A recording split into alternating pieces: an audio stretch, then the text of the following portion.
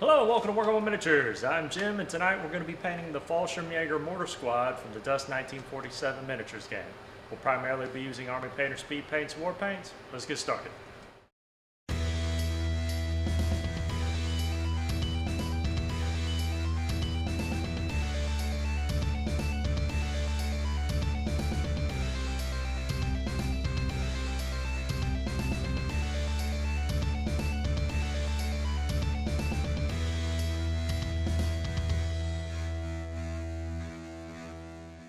This miniature was primed with an airbrush using Vallejo's matte black followed by zenithal sprays of gray and white. Once the primer is set, I begin adding a light brown speed paint, leaving gaps for the green that will follow. For this project, I'll only be doing a two-tone camo pattern, which exists but is uncommon when compared to the variations with more tones. And also, I learned that yes, camo patterns were available to Axis and Allied forces during this time period, but were not often used.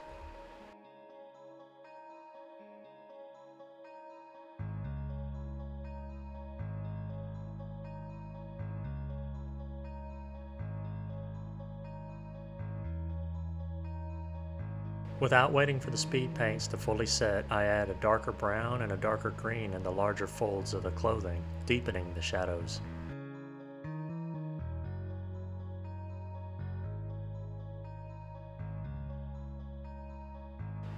The boots and gloves are painted with Gravelord Gray. Grim Black is then added to darken the shadows.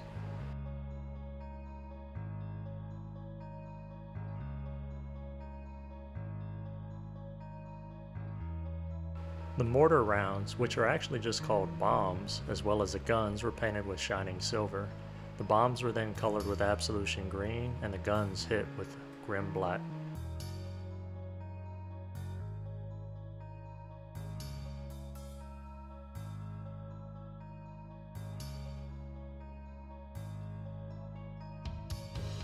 For the flesh, I'm constantly trying new things, and of course continue to make far too large of jumps between layers, forcing me to go back and forth with washes and glazes to lessen the transition.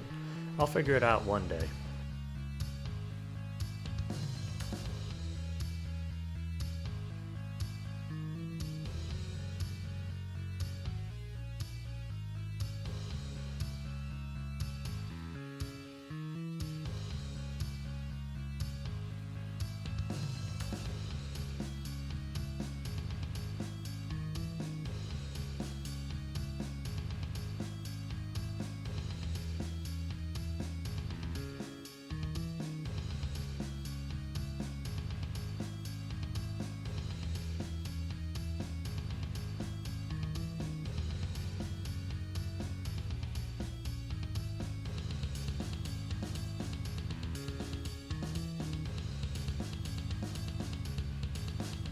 I dry brush the weapons, mortar, and ammo crate with gunmetal to add some scratching from everyday wear and tear.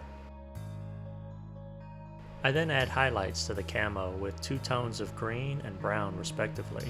This took the most time on painting this miniature, well, and carefully adding texture to the base without getting it covered over the figures and mortar. I actually had to carefully cut two of the soldiers off of the base, texture the base, and then re-adhere the soldiers in order to reach each place of the base.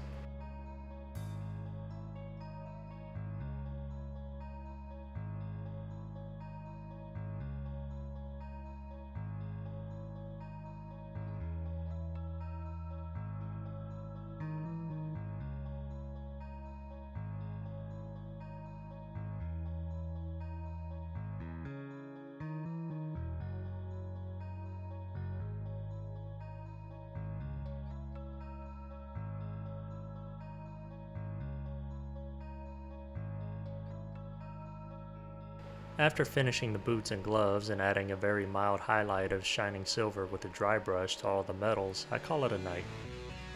This is the final result. For lessons learned, for the multi-figure Dust 1947 models, I'll be removing some of the soldiers from the bases earlier in the painting process. I have 4 more like this to paint, and these Dust miniatures come pre-assembled, so trying to paint the soldiers while they're clumped together in a fixed position is a nightmare. This will definitely make it easier and speed up my working time. I don't like batch painting, but doing camo patterns like this with speed paint somehow makes it less tedious.